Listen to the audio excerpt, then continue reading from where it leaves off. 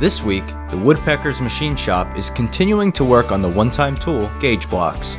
So let's take a look at some behind-the-scenes action. We mill the gauge blocks out of solid pieces of stainless steel on our state-of-the-art CNC milling machines.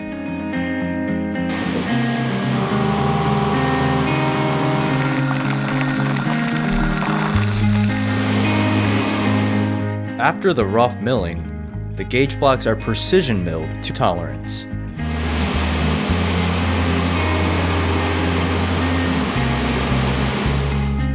The tools are then blasted and receive our proprietary satin finish. Finally, one of the last steps in manufacturing is laser engraving the gauge blocks with easy-to-read scale markings that will never rub off.